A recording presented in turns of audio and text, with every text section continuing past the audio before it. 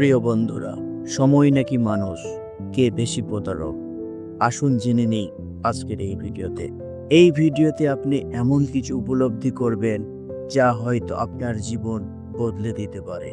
সময়ের প্রতি মানুষের অবহেলা, প্রতারণা, এই বাস্তবতাগুলো নিয়েই আজকের আমাদের ভিডিও। সময় এক অদ্ভুত বন্ধু, না কখনো কারোর জন্য থামে, না কাউকে কোনো নিশ্চয়তা দেয়। আর এই সময়কে ঘিরে শুরু হয় সবচেয়ে কঠিন প্রতারণার গল্প।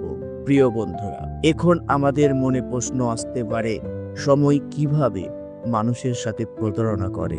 আসুন জেনে নেই সেই গল্প।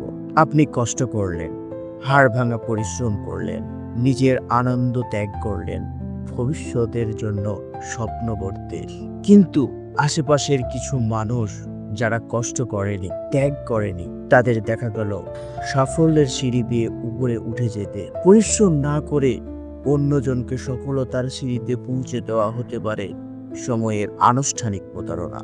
কিন্তু বন্ধুরা, মনে রাখবেন, আপনি কষ্ট করলেন, অন্যজন করল না, সে হয়তো সাময়িকভাবে সফল হতে পারে, কিন্তু সেটি দীর্ঘস্থায়ী হবে না। আর আপনি পরিশ্রম করলেন কিন্তু ফল আসলো না, এটি হয়তো আনুষ্ঠানিক ব্যর্থতা, কিন্তু প্রকৃত ব্যর্থতা নয়। অনেক সময় ফল দেই দেরিতে, কিন্তু যে পরিশ্রম করেছে, সময় তার কাছে একদিন নতি স্বীকার করবে।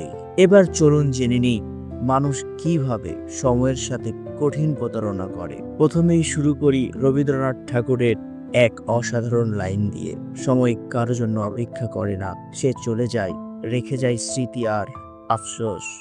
এখন প্রশ্ন হচ্ছে, আমরাই কি সবচেয়ে বড় প্রতারক? না, আমরা যে সময়টাকে গুরুত্ব দিতে পারতাম, এখন সেই সময়ে বলছি এখন না, পরে করব, আজকে না, কালকে করব, সময় তো আছেই। বন্ধুরা, এভাবেই শুরু হয় সময়ের সাথে প্রতারণা। আমরা সময়কে বারবার অবহেলা করি, পিছিয়ে রাখি সবচেয়ে জরুরি কাজগুলো। তাই বন্ধুরা, একটি কথা মনে রাখুন, যে মানুষ সময়কে গুরুত্ব দেয়, সময় তাকে ইতিহাস বানিয়ে দেয়।